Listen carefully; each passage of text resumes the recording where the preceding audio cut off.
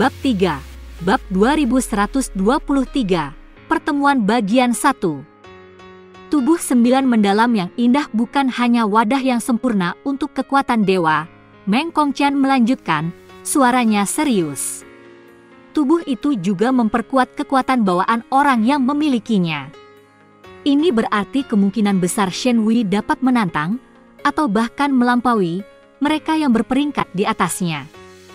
Meng Jianxi mendengarkan dengan penuh perhatian, ekspresinya semakin serius saat ayah baptisnya menjelaskan. Setiap kata memiliki bobot yang sangat besar, menggambarkan gambaran yang lebih jelas tentang ancaman yang ditimbulkan oleh Putri Ilahi Malam Abadi. Tetapi bagi Yunce, itu adalah masalah yang sama sekali berbeda. Pikirannya berputar menjadi kekacauan, setiap wahyu menghantamnya seperti palu terhadap kaca yang rapuh. Berusia kurang dari 100 tahun, baru menjadi Putri Ilahi Malam Abadi 20 tahun yang lalu. Gelombang hitam waktu, 2 tahun. Tubuh 9 mendalam yang indah. Pikiran demi pikiran muncul di benak Yunce, mengancam untuk menghancurkan ketenangannya. Potongan-potongan informasi yang telah dikumpulkannya selama bertahun-tahun tentang Shen Wei mulai menyusun diri, membentuk gambaran yang hampir tidak dapat dipahaminya.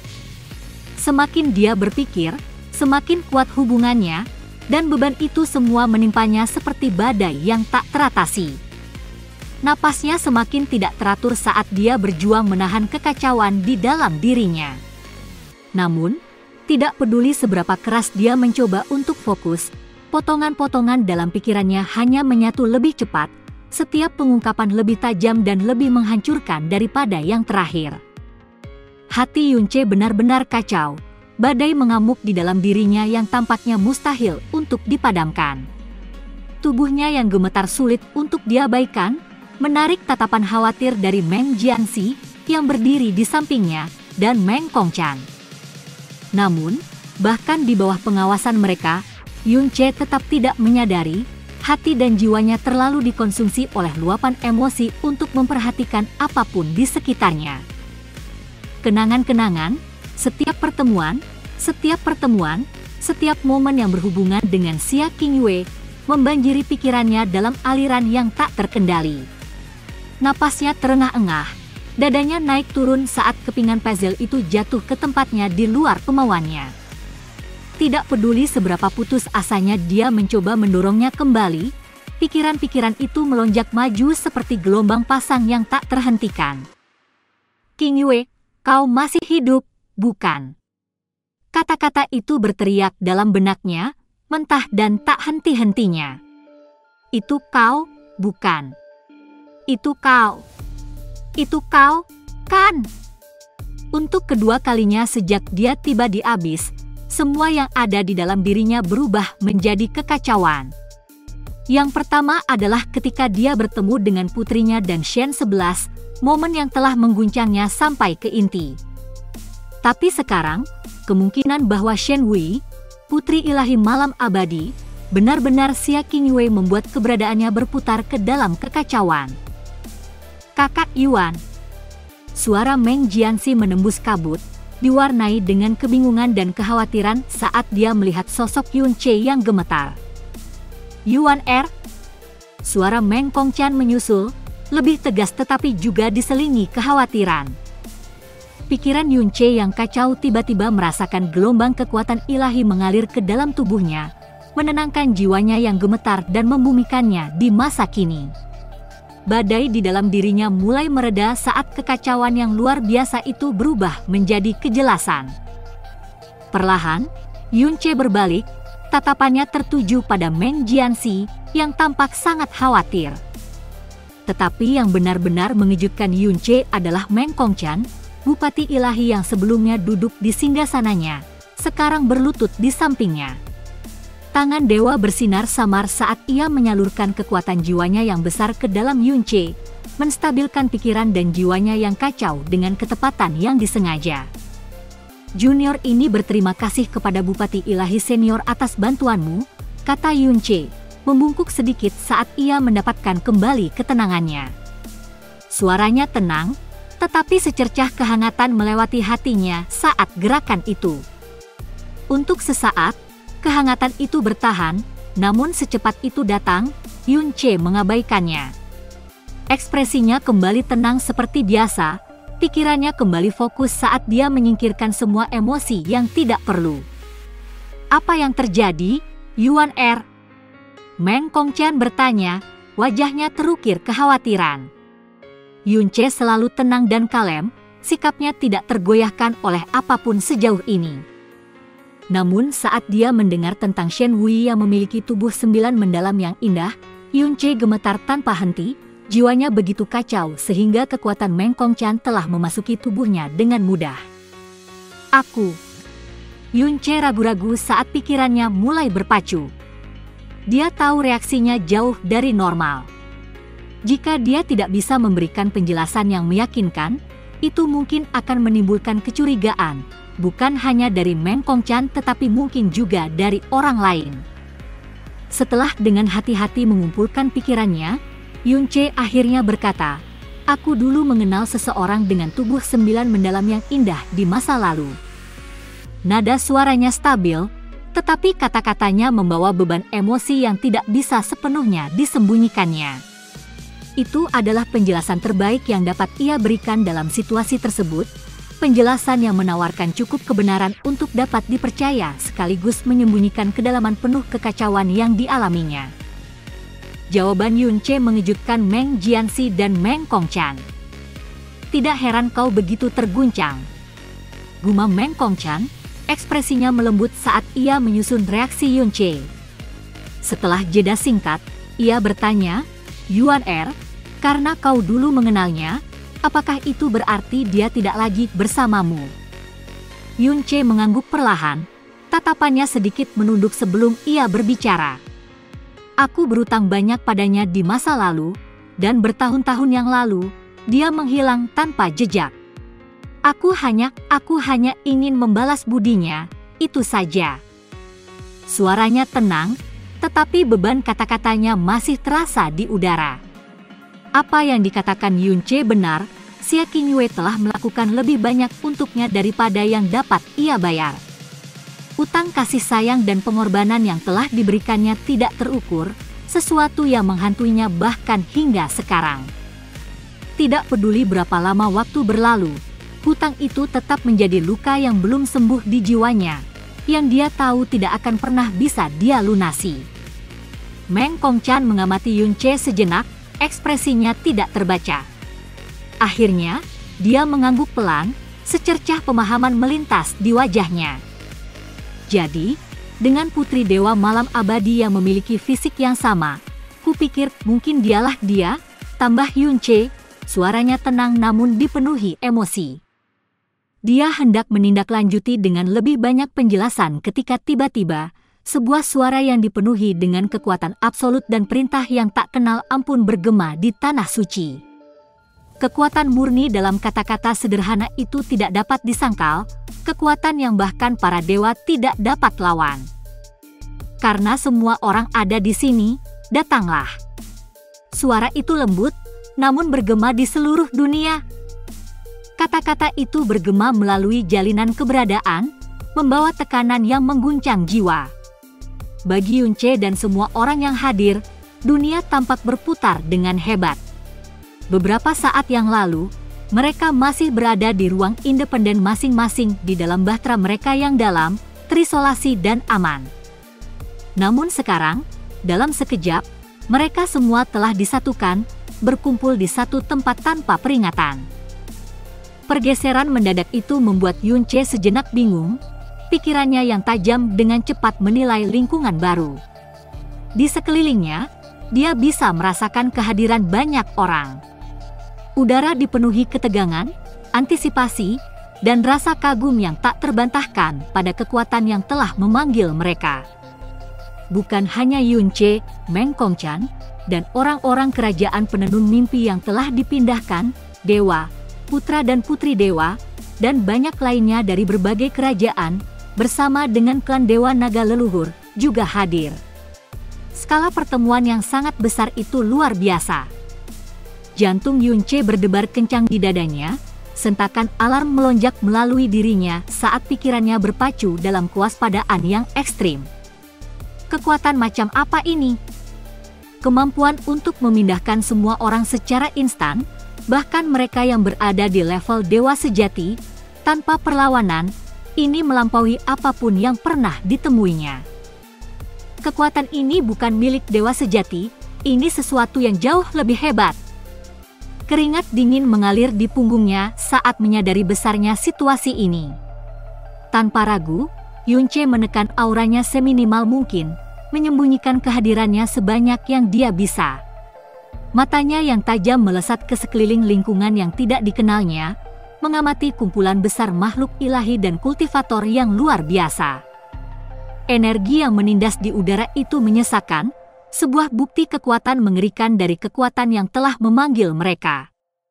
Di hadapan mereka terbentang aula luas yang dipenuhi aura kuno, kemegahannya memancarkan kehadiran yang menindas namun menakjubkan.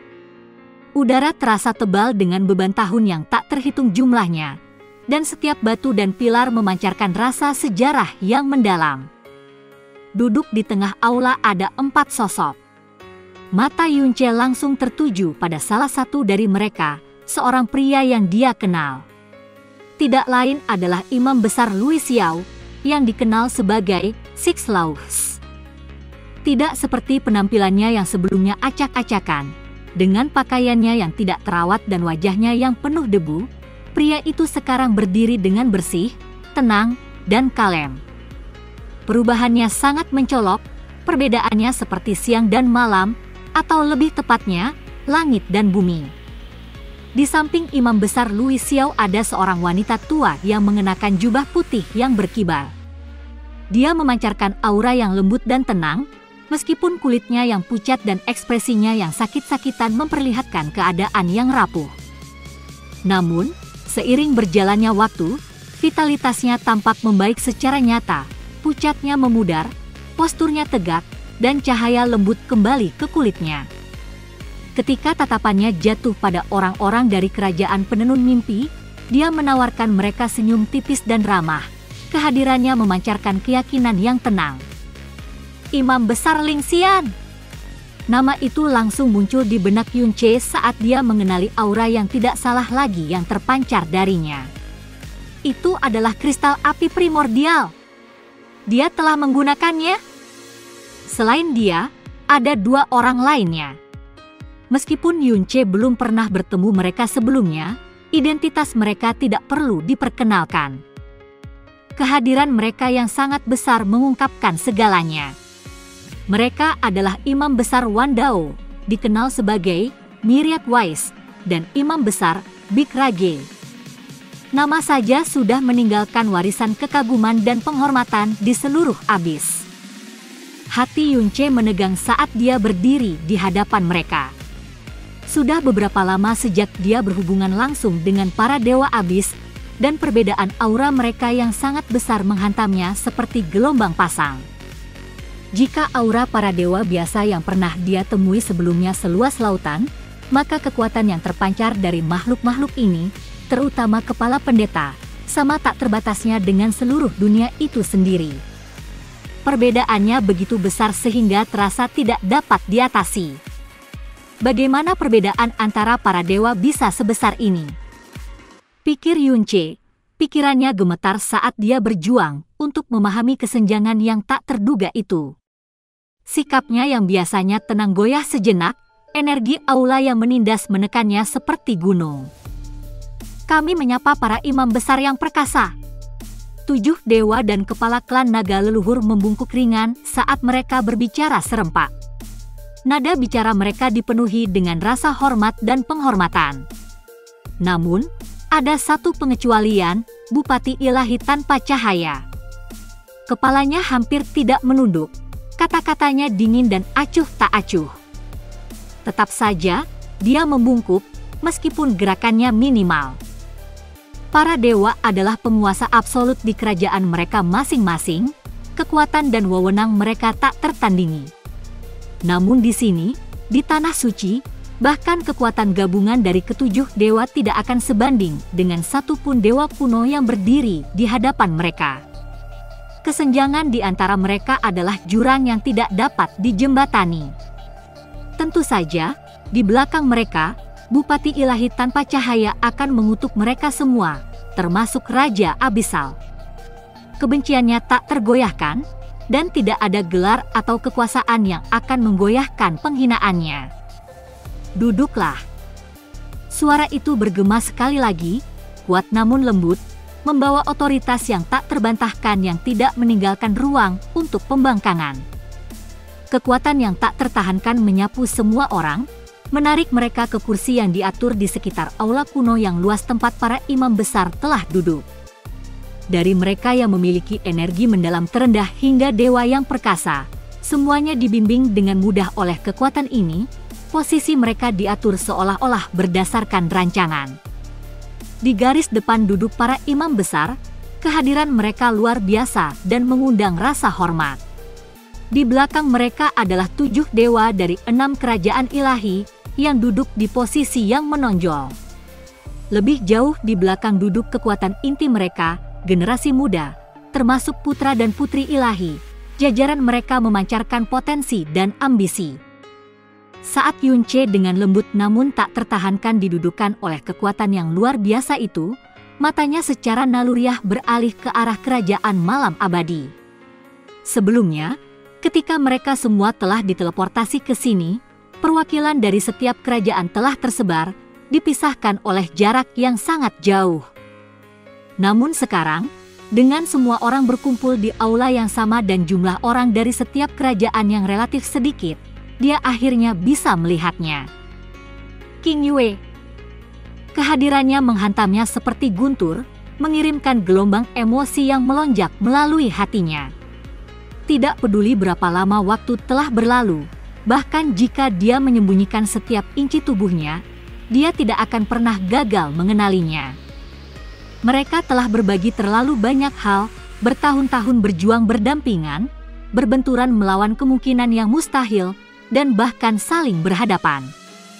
Kenangan itu terpatri dalam jiwanya. Tidak masalah apakah wajahnya terselubung atau hanya matanya yang terlihat. Mata itu, mata yang sama yang pernah menatapnya dengan campuran tekad dan kesedihan, tidak akan pernah bisa menjadi milik orang lain. Napas Yunce tercekat, dan untuk sesaat, seluruh dunia tampak memudar. Waktu, ruang, dan kenyataan kabur, hanya menyisakan dia, Xia King Yue. Kau masih hidup. Kata-kata itu bergema tanpa suara di benaknya, membawa ketidakpercayaan dan kerinduan yang putus asa. Tangannya mengepal saat dia berjuang untuk menenangkan diri. Dia telah membayangkan momen ini berkali-kali, tetapi sekarang setelah momen itu tiba, rasanya seperti jiwanya sedang terkoyak. Dadanya sesak dengan emosi yang tidak mampu dia rasakan, tidak sekarang. Namun, begitu dia menatapnya, Yunce memaksa dirinya untuk melepaskan diri, tatapannya kembali ke netral. Tidak. Sekarang bukan saatnya. Dia mengubur badai emosi dalam-dalam, menguncinya di balik tembok besi disiplin. Musuh terbesarnya akan segera tiba, dan dia tidak bisa membiarkan dirinya goyah. Matanya berkedip ke bagian depan aula, tempat pengaturan tempat duduk berbicara banyak tentang hierarki kekuasaan. Di garis depan, bahkan di luar tempat para imam besar duduk, satu singgasana berdiri kosong. Kehadirannya menjulang di atas seluruh pertemuan, memancarkan tekanan yang bahkan melampaui kekuatan para imam besar. Itu adalah kursi Raja Abyssal. Berani sekali kau duduk di sini. Berani sekali kau, dasar serangga rendah. Kau noda di kerajaan kami. Hinaan demi hinaan dikirim melalui transmisi suara ke Pan Buang. Ekspresinya tetap netral, tetapi auranya sedikit beriak dengan ketegangan yang tertahan. Entah bagaimana, ketika semua orang telah diteleportasi ke aula kuno ini, meskipun Pan Buang awalnya tiba bersama orang-orang dari kerajaan ilahi bintang bulan, dia entah kenapa duduk di antara kelompok dari kerajaan ilahi kupu-kupu burung hantu. Orang yang melemparkan rentetan transmisi suara kepadanya tidak lain adalah Pan Buzuo, putra ilahi kerajaan ilahi kupu-kupu burung hantu saat ini. Kata-katanya penuh dengan racun, amarahnya hampir tak terbendung. Namun, tidak peduli seberapa banyak empedu yang diludahkan Pan Buzuo kepadanya, Pan Buang mengabaikannya sepenuhnya. Ekspresinya tenang, hampir acuh tak acuh, seolah-olah kata-kata Pan Buzuo tidak lebih dari dengungan serangga yang jauh. Ini hanya membuat Pan Buzuo semakin marah. Wajahnya menjadi gelap, auranya menyala samar-samar dengan permusuhan. Apakah kamu tuli, Pan Buang? Apakah kamu pikir kamu dapat mempermalukan kami dan duduk di sini seolah-olah kamu termasuk? Pan Buzuo mendesis melalui transmisi suara lain, nadanya meneteskan penghinaan. Tetapi mata Pan Buang tetap ke depan, tubuhnya tidak bergerak. Jauh di dalam, kegelapan energinya yang mendalam bergejolak samar, tetapi dia menahannya. Kebencian yang membara di dalam dirinya jauh lebih dalam daripada hinaan kecil Pan Buzuo. Kontrolnya atas dirinya sendiri sangat kuat, dia tidak berniat memberi putra ilahi kepuasan berupa reaksi. Cukup. Kata itu diucapkan dengan enteng, tetapi mengandung bobot otoritas absolut. Tepat di depan Pan Buzuo, ayah mereka, Bupati Ilahi Qi Heng, telah turun tangan. Transmisi suara antara kedua putranya bukanlah sesuatu yang biasanya dia pedulikan, tetapi ini bukan situasi biasa. Raja Abyssal telah memanggil mereka ke sini, dan ada waktu dan tempat untuk semuanya.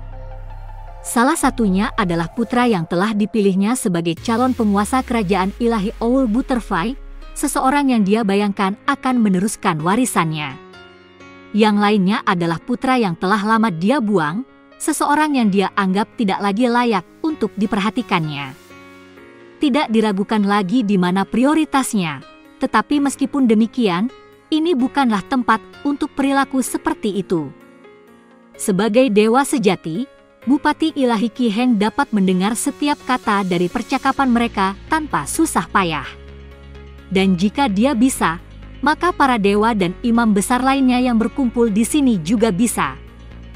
Ketidaksenangannya tampak jelas, tidak hanya dengan kehadiran Pan Buang yang tak terduga, tetapi juga dengan ketidakmampuan Pan Buzuo untuk mengendalikan diri. Terlepas dari semua bakatnya, perilaku Pan Buzuo di sini gegabah, merusak martabat kerajaan mereka.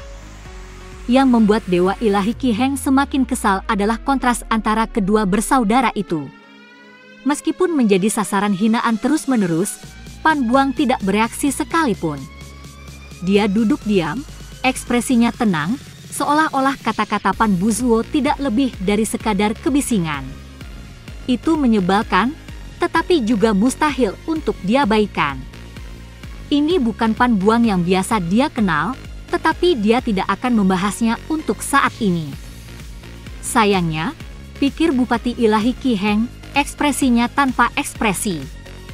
Perbedaan dalam esensi ilahi mereka bukanlah sesuatu yang mudah diatasi. Kebenarannya tidak dapat disangkal, Pan Buang memiliki 8 esensi ilahi sementara esensi ilahi Pan Buzuo adalah 9, sebuah kelemahan yang telah memperkuat keputusannya untuk menyingkirkan putra sulungnya. Namun, perintahnya saja sudah cukup untuk membungkam Pan Buzuo. Putra ilahi segera menghentikan transmisi suaranya, kepalanya sedikit menunduk saat dia mengepalkan tinjunya dengan frustrasi. Bab 4, Bab 2124, Pertemuan Bagian 2. Jiushi, jiwamu terus bergetar tanpa henti. Apapun yang ada dalam pikiranmu, sisihkan untuk saat ini. Terdengar suara tenang namun tegas dari ayah Dian Jiushi, Bupati Ilahi tanpa batas. Kata-kata itu mengandung bimbingan dan teguran halus, menembus kekacauan yang terjadi dalam diri putranya. 2. Dian Jiushi berkedip, sedikit terkejut oleh pengingat itu. Perlahan, dia mengangguk, mengakui nasihat ayahnya. Untuk waktu yang lama, tatapannya tertuju pada arah kerajaan pemecah langit, tak tergoyahkan dan dipenuhi dengan emosi yang tak terucapkan.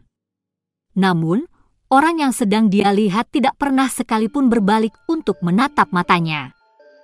Terima kasih atas pengingatmu, ayah, katanya lembut, nadanya mantap namun dibebani dengan emosi yang tertahan. Dengan susah payah, dia akhirnya mengalihkan pandangannya, meskipun beban yang tersisa di hatinya tetap ada. Saat ia mengalihkan fokusnya ke depan, pikirannya berjuang untuk mengubur pikiran-pikiran yang telah menguasainya. Namun, ketegangan samar dalam posturnya menunjukkan bahwa, bahkan sekarang, melupakan lebih mudah diucapkan daripada dilakukan. Semua orang yang berkumpul di aula memendam pikiran mereka sendiri. Bagi sebagian orang, ini adalah pengalaman yang familiar, karena pernah berada di sini sebelumnya. Bagi yang lain, ini adalah pertama kalinya mereka datang ke tempat kuno dan megah ini. Namun, terlepas dari siapa mereka atau apa yang memenuhi pikiran mereka, mereka dengan cepat menghilangkan pikiran mereka, menekan gangguan apapun. Semua perhatian tertuju ke depan saat mereka menunggu dengan sabar orang yang mewujudkan otoritas absolut abis. Tidak lama kemudian ia tiba setelah 1 jam yang singkat. Tidak seorang pun melihat kapan atau bagaimana itu terjadi, tidak ada suara, tidak ada fluktuasi spasial. Namun, tanpa peringatan, seorang pria yang tampaknya berusia tidak lebih dari 30 tahun tiba-tiba duduk di kursi yang sebelumnya kosong. Kedatangannya begitu mulus sehingga terasa seolah-olah ia selalu ada di sana, seolah-olah waktu itu sendiri telah tunduk pada keinginannya. Wajahnya lembut, seperti aliran air mata air yang tenang, tetapi ketampanannya begitu kuat hingga hampir menakutkan. Dia tampak seperti bidadari yang turun dari surga, agung dan halus, tetapi kehadirannya sama sekali tidak menenangkan. Meskipun penampilannya cantik, kedatangannya mengirimkan riak ketakutan dan rasa hormat ke setiap hati di aula. Dia tidak melepaskan kekuatan atau mengucapkan sepatah kata pun, tetapi suasana berubah total. Dunia tampak menahan napas, siap tunduk pada keinginannya jika dia menginginkannya. Kehadirannya sendiri menuntut rasa hormat yang mutlak, kesunyiannya lebih keras daripada gemuruh kekuatan ilahi apapun. Tatapan Yun Che tertuju pada pria itu, tanpa berkedip, seolah mencoba mengingat setiap detail. Dia tampak persis seperti proyeksi yang direkam jutaan tahun yang lalu. Tidak salah lagi dia, Mo Su, putra mahkota penghukum surga, putra dewa pencipta penghukum surga Mo E. Waktu belum mengubah penampilannya, tetapi matanya. Mata itu menceritakan kisah keabadian. Kami menyapa penguasa abis yang agung. Para imam besar berbicara serempak, menundukkan kepala mereka dalam-dalam. Suara mereka membawa rasa hormat yang hampir sakral. Mengikuti jejak mereka, 7 dewa sejati juga menundukkan kepala, penyerahan diri mereka yang mutlak jelas. Seluruh aula, dari yang terkuat hingga yang terlemah, segera mengikuti, membungkuk serempak kepada pria yang mewujudkan puncak keberadaan. Saya harap saya tidak membuat kalian semua menunggu, kata Mo Su sambil tersenyum tipis, nadanya tenang dan tidak tergesa-gesa, namun membawa bobot otoritas yang tak terbantahkan. Gerakannya yang lembut, memberi isyarat kepada semua orang untuk mengangkat kepala, terasa seperti pergantian langit, perintah yang begitu alami sehingga tidak menyisakan ruang untuk keraguan. Tidak, sama sekali tidak, kakek abis. Yang mulia, Hua Caili berbicara, suaranya yang jernih memecah kesunyian. Dia duduk di belakang Hua Fuchen dan Hua Qingying, posturnya santai namun penuh hormat. Di antara banyak orang yang berkumpul di sini, Hua Caili menonjol sebagai salah satu dari sedikit yang berbicara kepada Raja Abisal dengan akrab. Bertahun-tahun tinggal di Tanah Suci telah memberinya ikatan unik dengan Mo Su. Tatapan Mo Su beralih padanya, senyum tipisnya semakin dalam, seolah-olah sikapnya yang berani namun menawan membuatnya geli. Tidak seorang pun berani menyalahkan yang mulia.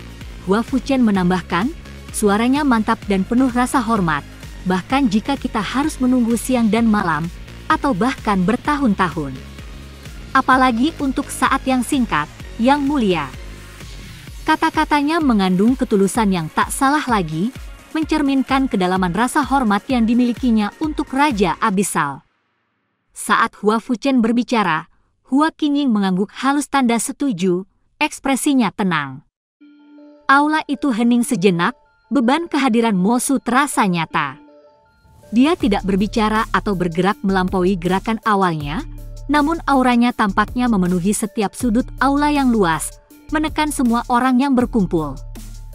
Meskipun penampilannya tenang, ada kekuatan yang tak terbantahkan di baliknya, sebuah pengingat bahwa pria ini, yang tampak lembut dan tenang, adalah penguasa absolut abis, makhluk yang kekuatannya melampaui pemahaman bahkan dewa sejati. Tatapan Mo Su menyapu di atas majelis, berhenti sebentar pada masing-masing tokoh kunci yang hadir. Senyum tipisnya tetap ada, tetapi ada perubahan halus di matanya, sekilas sesuatu yang kuno, seolah-olah dia sedang mengukur nilai orang-orang di hadapannya.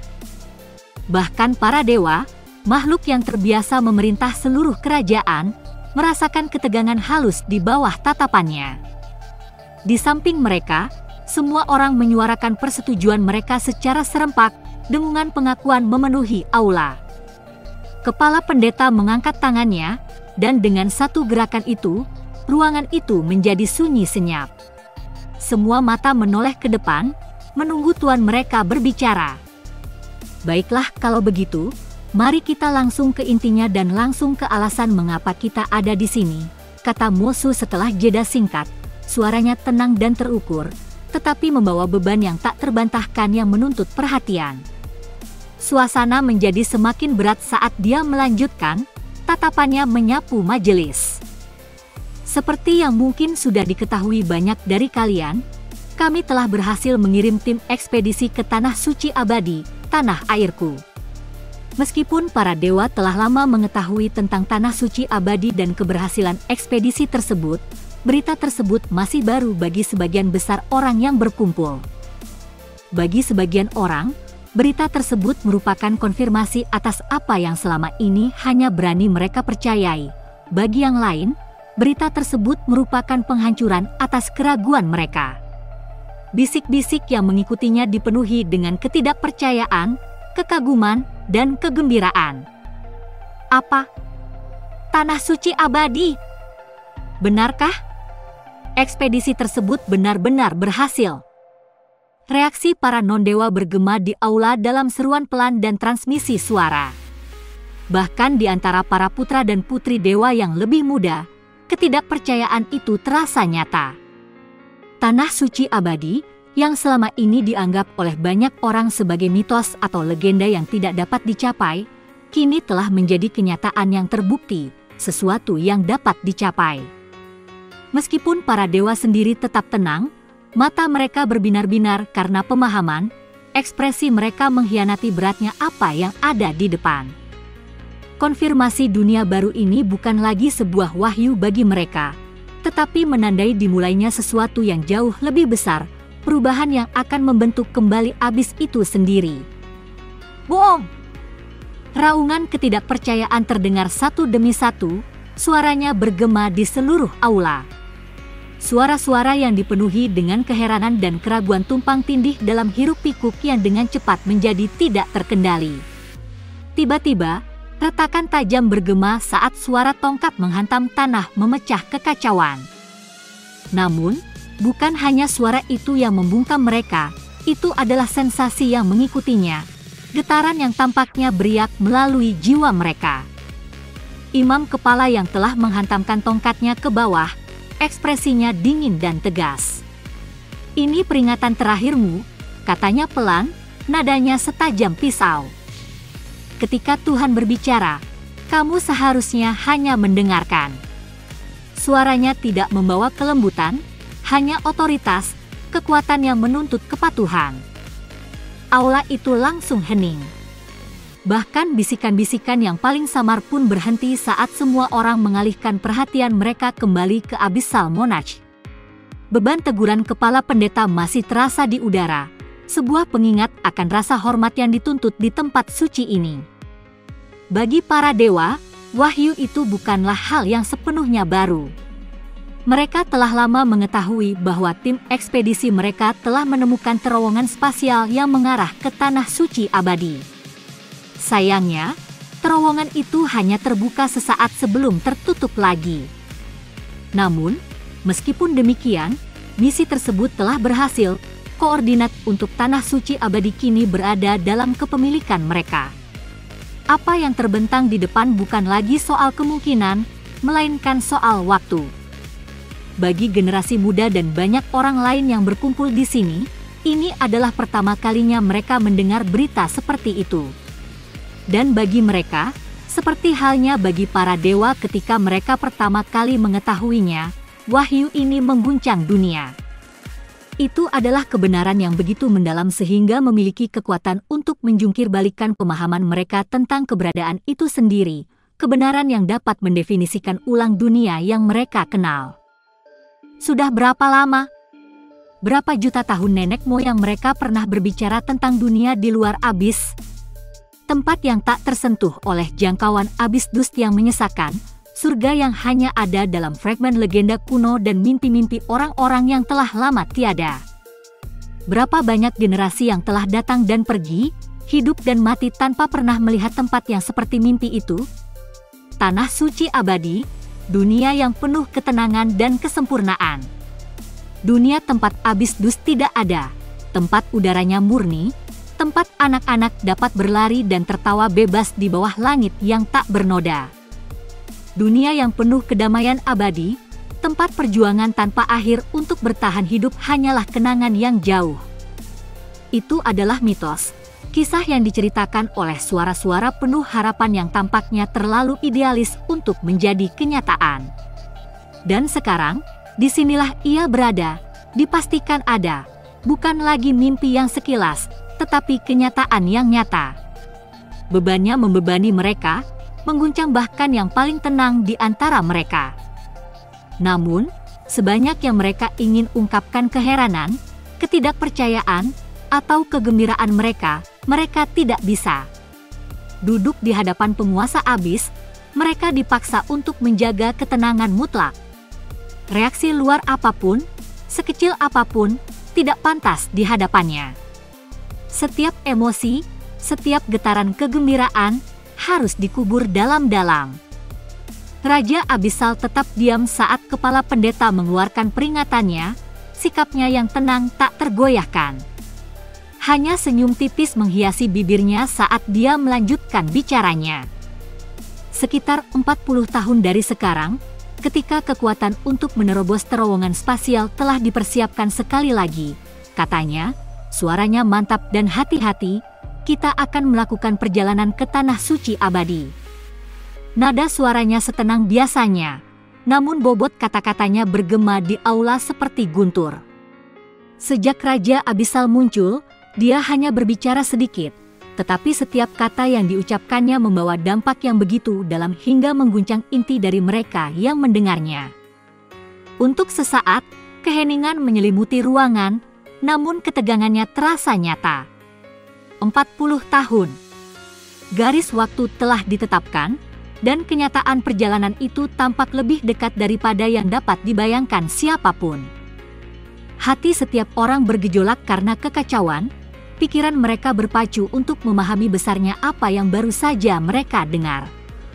Tanah Suci Abadi, yang dulunya dianggap tidak lebih dari sekedar mimpi atau legenda yang jauh, kini menjadi tujuan yang dapat mereka jangkau.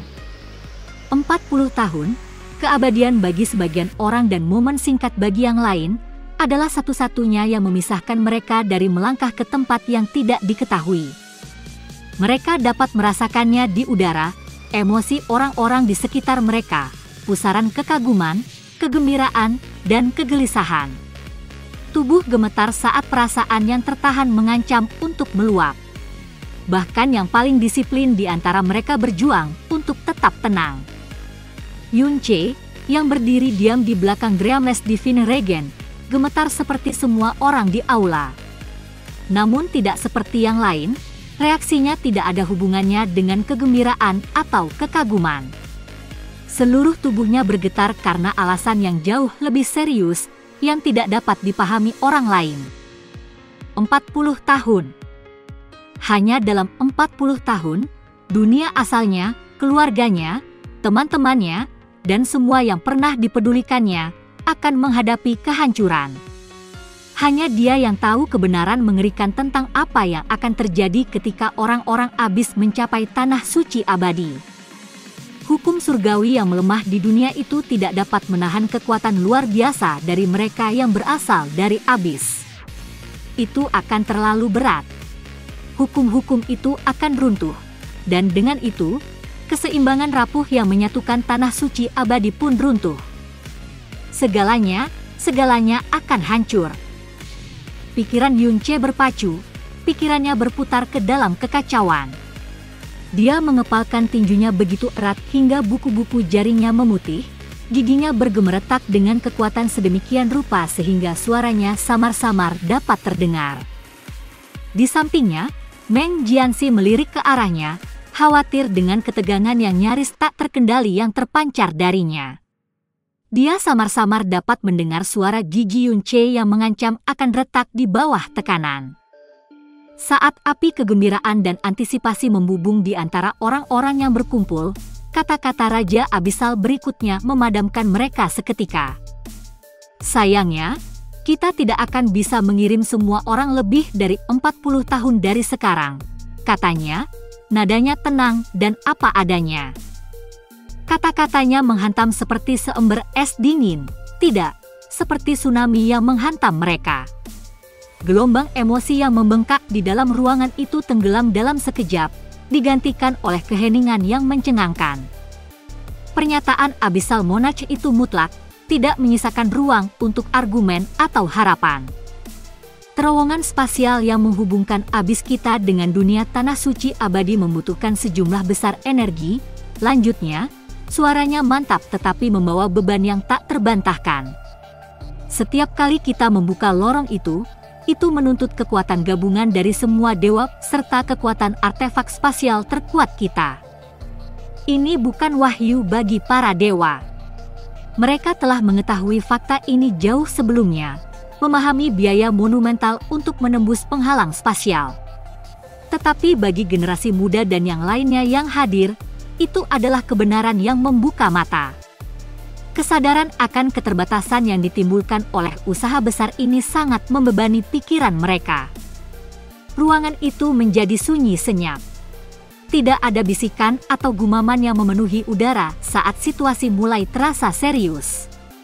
Meskipun nada bicara Abyssal Monarch tetap tenang, badai pikiran dalam benak mereka yang berkumpul terasa nyata. Pertanyaan, keraguan, dan bahkan ketakutan berputar-putar di dalam hati mereka, tetapi tidak ada yang berani menyuarakannya di hadapannya.